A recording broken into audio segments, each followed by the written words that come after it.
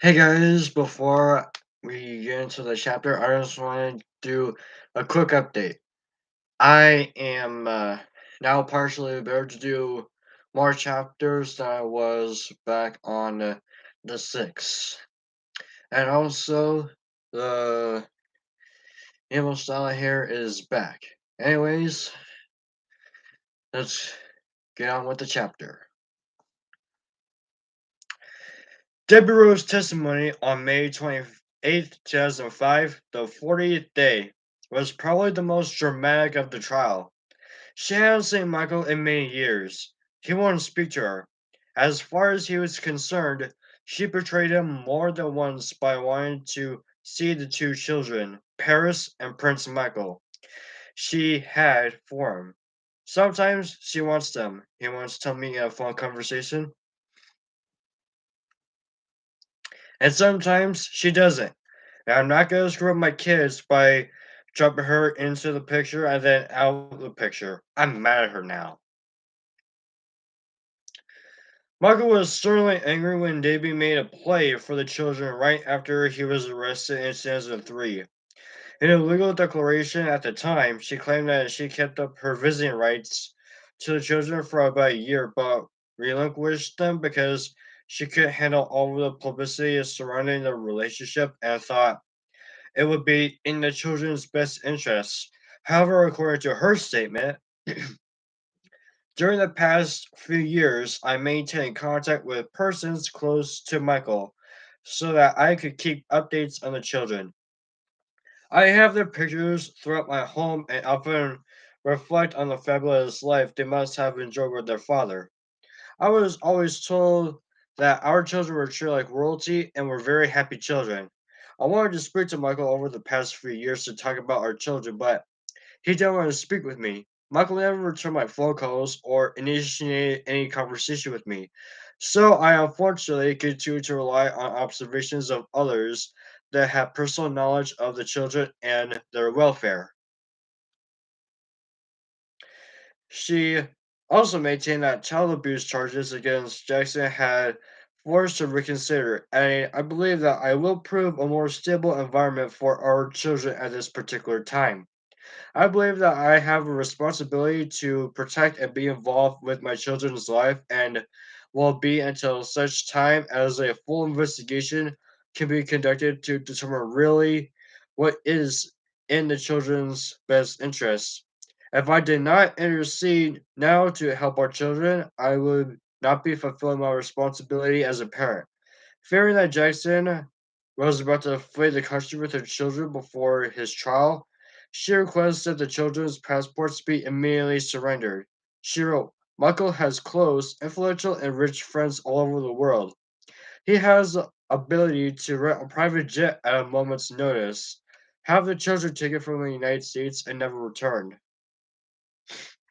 To Michael, the deal was a deal, no matter what. As far as he was concerned, Debbie had signed away her parental rights in 2001 and had also received a sizable payment for him. Millions, in fact. He definitely had a stubborn way about him, which I always presume he got from his father, Joseph. A person can never reason with Joseph Jackson when he has his mind made up with something, and Michael was exactly the same way. Also, once someone had been cut out of Michael's life, that person was, except for a few occasions, never thought of Michael again. So, Debbie was out of the picture, we all knew, and now she was being called by the prosecution. Everyone suspected her testimony was going to be very damaging. Certainly, the prosecution thought as much based on their pre interviews with her, or they wouldn't have called her. When Debbie was sworn in, Michael stared at her with an icy expression. There was just one bombshell after another with Debbie, as always seemed to be in the case.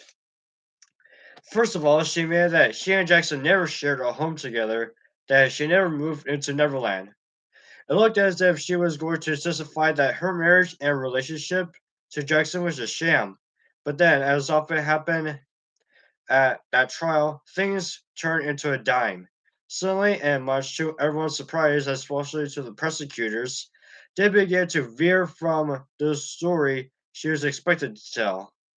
First of all, the DA promised the jury Debbie will testify that all of the compliments she made about Michael in the habitual video had been scripted. She said just the opposite. Mr. Jackson knows no one could tell me what to say. However, she did admit that the reason she took part in the video was that she thought she would be reintroduced to him, her children, and to be reacquainted with their dad. When asked why she got choked up, looked at Michael and said, "Because he's my friend." Then asked if she was able to see her children after making the video. She quietly answered that she had tried to do so for 9 months until finally give up. Debbie also began to insist that Michael was a great father, that he would never harm a child, and that she believed with all her heart that he was innocent of everything. He was being accused of during these proceedings. Of course, she had to admit she had actually seen him or talked to him for, well, she could even remember how long. It had been that many years. Still, she said she thought of him as a friend. If he just talked to me, it was sad. She was incredibly likable, full of spit and vigor. At one point, she claimed one of Jackson's advisors was full of S and then turned to the judge and apologized. When she learned while on the witness stand that the DA had taped conversations with her without her knowledge, she looked aghast and said, "You did. You did. Damn you guys." If anything, David Rowe did Michael Jackson quite a big service that day. If she had testified against him as his ex wife and the mother of his two children, there seemed no way he would ever be found not guilty. After the trial, I interviewed prosecutor Ron Zonin for Court TV, and he told me that indeed Debbie was probably the biggest surprise of the entire trial. We didn't see that coming, did we?